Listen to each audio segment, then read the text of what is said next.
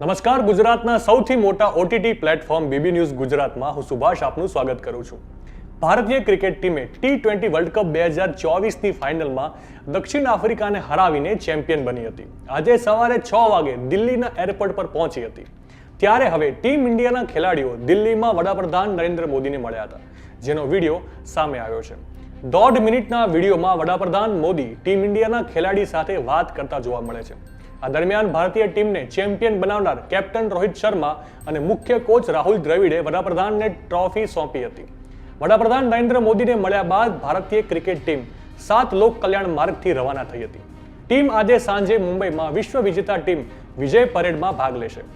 આ સાથે T20 world કપની trophy જીતીને Indian cricket team Delhi airport પર પહોંચી ત્યારે ચાહકોની ભારે ભીડ ઉમટી પડી હતી.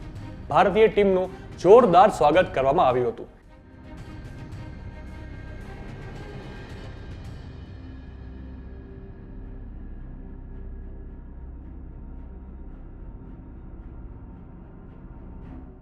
ટીમ ઇન્ડિયાના ખેલાડીઓને એરપોર્ટની બહાર આવતા અને બસમાં બેસીને હોટેલ તરફ રવાના થતા જોઈ ફેન્સ ખુશ થઈ ગયા હતા. વિરાટ કોહલી ફેન્સનું અભિવાદન ઝીલતો દેખાયો હતો. તમને જણાવી દઈએ કે ભારતીય ટીમ T20 વર્લ્ડ કપ 2024માં ઇતિહાસ રચી દીધો હતો અને T20માં બીજી વખત ચેમ્પિયન બની હતી. ફાઇનલમાં ભારતે દક્ષિણ આફ્રિકા સામે 7 રનથી વિજય મેળવ્યો હતો. આ પહેલા ભારતીય ટીમ 2007નો T20 વર્લ્ડ કપ જીતી ચૂકી છે. આ ઉપરાંત ભારતીય ટીમે 1983 અને 2011માં વન ડે વર્લ્ડ કપમાં પણ વિજેતા બની છે. આ વખતે વર્લ્ડ કપ જીત્યા બાદ વિરાટ કોહલી, કેપ્ટન રોહિત શર્મા અને રવિન્દ્ર જાડેજાએ T20 ઇન્ટરનેશનલમાંથી નિવૃત્તિ લઈ લીધી છે. નવા સમાચાર અને નવી અપડેટ સાથે ફરી મળીશું. ત્યાં સુધી મને રજા આપશો. નમસ્કાર.